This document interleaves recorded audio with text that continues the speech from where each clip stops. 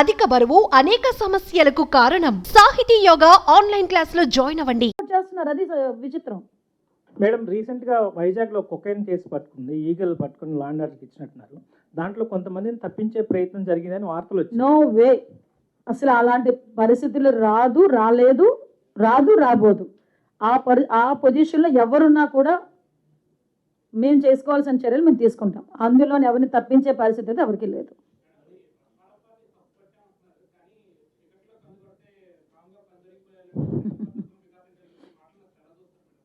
యాక్చువల్గా మీకు ఇక్కడ అంటే నిన్న మొన్న కూడా సంఘటనలు నేను కూడా చూసా.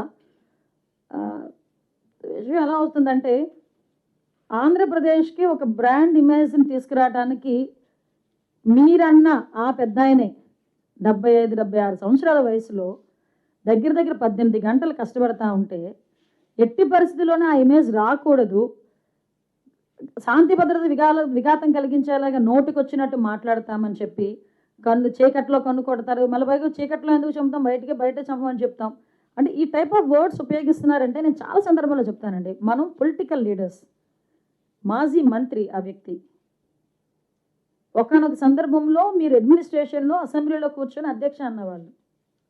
అటువంటి వ్యక్తి మీరు ఎంత ఇదైనా మీకంటూ ఒక అభిమానించే వాళ్ళు కొంతమంది ఉంటారు, మిమ్మల్ని రోల్ మోడల్గా తీసుకునే వాళ్ళు కొంతమంది ఉంటారు. సో మీకు ఒక వయసు వచ్చింది, ఇంకొక పోటీ చేసేటంత కొడుకున్నాడు అంటే మీరు ఒకరికి ఆదర్శంగా ఉండాలి అన్నది పోయి ఏదో ఏమీ లేనాకు ఎగిరెగిరి పడుతుందట, అన్నీ ఉన్నా కనివని ఉంటుందట. అది ఏమీ లేనాకులాగా కూర్చుని ఇష్టానుసారంగా అలా పడతా ఉంటే చూస్తూ ఊరుకుంటారు అనుకుంటే అలా.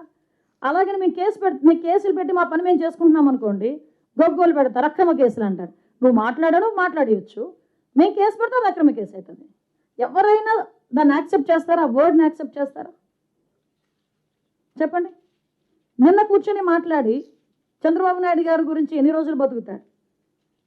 నాకు అర్థం కాంది, 4-5 ట్యాబ్లెట్లు వేసుకొని ఉదయం లేస్తే 4-5 ట్యాబ్లెట్లు మింగి 10 సంతకాలు పెడితే 11వ సంతకాన్ని చేతులు ఉనికిపోయే వాళ్ళు కూడా చంద్రబాబు నాయుడు గారి వయసు గురించి మాట్లాడుతున్నారు ఈరోజు.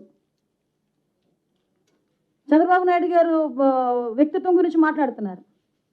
చంద్రబాబు నాయుడు గారు లాగా నుంచొని ఒకే సబ్జెక్టుతో పాటు అవతల వాళ్ళకి మోటివేట్ చేసే విధంగా 2 hours నుంచి మాట్లాడమనండి ఎవరినైనా.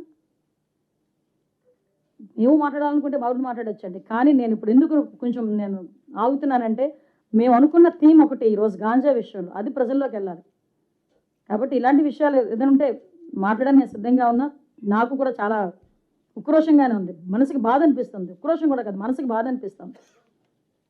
ఒక వ్యక్తి గురించి మాట్లాడేటప్పుడు, 15 సంవత్సరాలు ముఖ్యమంత్రిగా చేసిన వ్యక్తి గురించి మాట్లాడేటప్పుడు అతని వయసు గురించి మరి ఎవడి తలరాత రాస్తే ఎక్కడ? నేను అంటే 60 సంవత్సరాల వయసులో రాజశేఖర రెడ్డి గారు చనిపోతారని ఎవరైనా అనుకున్నారా? అలా చనిపోతారని ఎవరైనా అనుకున్నారా? నువ్వెవడు చెప్పడానికి పలానా టైం పలానా వ్యక్తి చనిపోతాడు, పలానా టైం పలానా వ్యక్తి బతుకుతాడని? నువ్వెవరు దేవుడువా? ఏం మాట్లాడుతున్నారు? పాలిటిక్స్లో ఉండి మా మాటలు మాకు చేతగా అనుకుంటున్నారా, లేకపోతే మేము మాట్లాడలేక అనుకుంటున్నారా? మాకంటూ ఒక రెస్పాన్సిబిలిటీ ఉంది, మా మీదంటూ ప్రజలు ఒక నమ్మకాన్ని పెట్టుకున్నారు. మేము చేస్తామని ఆశగా ఎదురు చూస్తున్నారు, ఈ రాష్ట్రాన్ని బాగు చేస్తామని ఆశగా ఎదురు చూస్తున్నారు, వాళ్ళ బిడ్డలకు ఉద్యోగాలు వస్తాయని ఆశగా ఎదురు చూస్తున్నారు, వాళ్ళ జీవితాలు బాగుపడతాయని ఆశగా ఎదురు చూస్తున్నారు. ఈరోజు నీలాంటి మాటలకి మేము ఆలోచన చేసుకొని మేము తిరిగి ప్రతీకారాలు చేసుకుంటా పోతే ఇంక మిమ్మల్ని ఎలా చూశారు, మమ్మల్ని కూడా అలాగే చూస్తారా ప్రజలు? కాబట్టి మా పని మేము చేసుకుంటున్నాం. అలాగని తప్పుడు మాటలు మాట్లాడి నోటుకు వచ్చినట్టు మాట్లాడితే మాత్రం ఊరికనే ప్రసక్తి లేదు.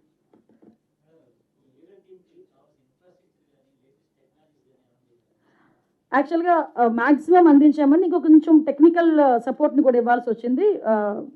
మన రవికృష్ణ గారు కూడా దానికి సంబంధించి ఏంటంటే కావాలన్నది కూడా ఇచ్చారు. ఈరోజు మీకు ఈగల్ టీమ్కి సపరేట్గా ఎక్సైజ్ సెస్ ఏదైతే 2% సెస్ ఏదైతే ఉందో అది ఈగల్ టీమ్కి ఈరోజు వచ్చేటట్టుగా గౌరవ ముఖ్యమంత్రి గారు ఆదేశాలు ఇచ్చారు. సో మనకి ఎక్సైజ్ డిపార్ట్మెంట్ నుంచి కూడా ఆ 2% సెషన్ కూడా వస్తుంది. దాన్ని బట్టి కూడా టెక్నికల్గా కూడా మేము ముందుకెళ్తాం. సుమన్ టీవీలో మీ పర్సనల్ అండ్ బిజినెస్ ప్రమోషన్స్ కోసం కింది నెంబర్కి కాంటాక్ట్ చేయండి.